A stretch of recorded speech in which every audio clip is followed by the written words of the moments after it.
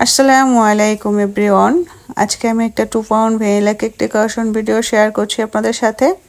আমি এখানে কিছু গোলাপ ফুল তৈরি করে নিচ্ছি, আর এখানে আমি 124 নম্বর রোজ নজলটা নিয়ে ফুলগুলো তৈরি করছি।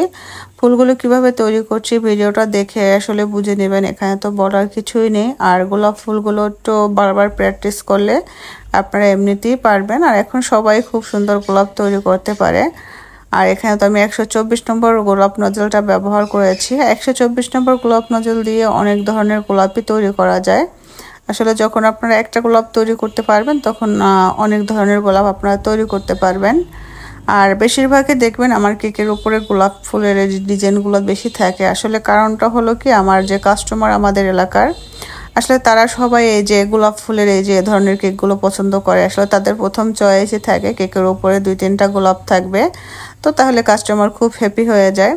তো যে কারণে চাইলেও আমি অন্য কোনো ডিজাইন করতে পারি না। এখন কিন্তু অনেক সিম্পল কেকের ডেকোরেশন আছে, খুব সুন্দর লাগে, কিন্তু আসলে যেহেতু কাস্টমার চান না তাই আমার তেমন কেক করা হয় না। আর এখানে আমি একটা 104 নম্বর রোজ নজল নিয়েছি, সেটা দিয়ে আমি এখানে কিছু চেরি ফুল করে দিচ্ছি। একটা চেরি ফুলের মতোই আমি একটু বড় করে করছি ফুলটা। আর আমি এখানে ডাবল লেয়ারের চেরি করেছি যাতে দেখতে একটু সুন্দর লাগে। আর ভিডিওটা কিন্তু আমি একটু ক্লোজ করে আপনাদের দেখিয়ে দিচ্ছি যে আমি ফুলগুলো কিভাবে করছি। এটা আপনারাও চেষ্টা করলে পারবেন, সবাই পারবেন, কম বেশি চেষ্টা করলেই হয়ে যাবে। আর যেটা বললাম, আসলে সব সময় হয় কি কাস্টমাররা তাদের পছন্দ মতো ডিজাইন দিয়ে দেন, যে কারণে হয় কি আমি যে নিজে কিছু তৈরি করব বা নিজে কিছু একটা ডিজাইন আবিষ্কার করব সেটা আসলে তেমন করার সুযোগ হয় না। আজকে এই কেকটা কাস্টমার ডিজাইন চাননি, ডিজাইন আমার উপরে ছেড়ে দিয়েছিলেন, তো এই কারণে এটা ডিজাইনটা আমি আমার মতো করে দিয়েছি। তারপরও গোলাপটা রেখেছি যেহেতু আমাদের এলাকার গোলাপের ডিজাইনটা বেশি পছন্দ করে। তো এই ডিজাইনটা আমি যেহেতু কাস্টমার আমার উপরে ছেড়ে দিয়েছেন, আমি আমার মতো সুন্দর করে দিয়েছি। আমার কাছে তো কেকটা ভালোই লেগেছে, আশা করি কাস্টমারেরও পছন্দ হবে। তবে হয় কি বেশিরভাগই কাস্টমার ডিজাইন দিয়ে দেন, যে কারণে তাদের পছন্দ অনুযায়ী করি। তো এই কারণে নতুন নতুন ডিজাইনগুলো করা হয়। আর দেখা যায় একটা কেকের ডিজাইন আমার 4বার 5বার 6বার 7বারও আর কি করা হয়ে যায়। মানে আমার যে কেকগুলো করা হয় সেই ছবিগুলোই কাস্টমার আবার পছন্দ করে দিয়ে দেন।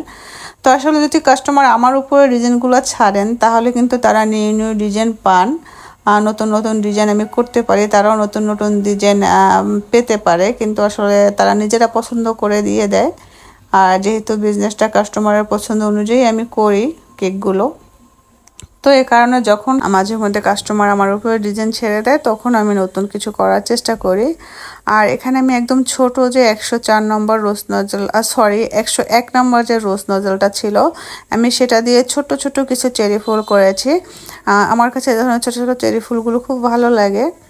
তো আমি এখানে কিন্তু 3টাই গোলাপ নজল ব্যবহার করেছি। আর এখানে পাইপিং ব্যাগে ক্রিম নিয়ে আমি কিছু অরেঞ্জ কালার ক্রিম দিয়ে ফুলের উপরে দিয়ে দিয়েছি, আর যাতে দেখতে আর একটু ভালো লাগে। আর নিচে জাস্ট আমি কোনো নজল ব্যবহার করে নিয়ে পাইপিং ব্যাগে ক্রিম নিয়ে নিচে আমি একটা বর্ডার করে দিয়েছি।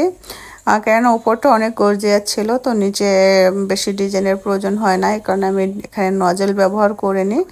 আর উপরে আমি কিছু পাতা দিয়ে দিয়েছি। আর এখানে আমি কোনো নজল ব্যবহার করিনি, আমি পাইপিং ব্যাগটা জাস্ট ভি শেপে কেটে নিয়েছি, কেটে পাতা তৈরি করে নিয়েছি। আমি এমনিতেও পাতা নজল ব্যবহার করি না, লিপ নজল।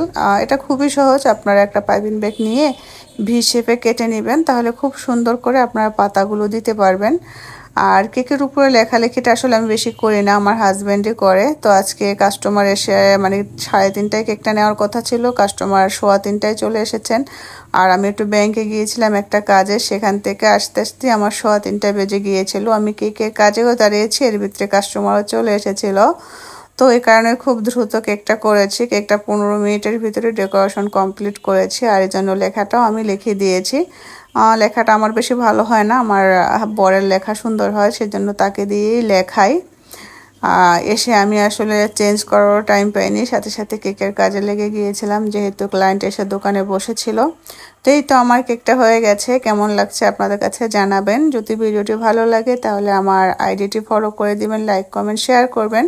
যারা আমার ইউটিউব চ্যানেল থেকে দেখছেন তারা আমার চ্যানেলটি সাবস্ক্রাইব করে দিবেন, লাইক কমেন্ট শেয়ার করবেন। পরবর্তী ভিডিও নিয়ে আসবো ইনশাআল্লাহ।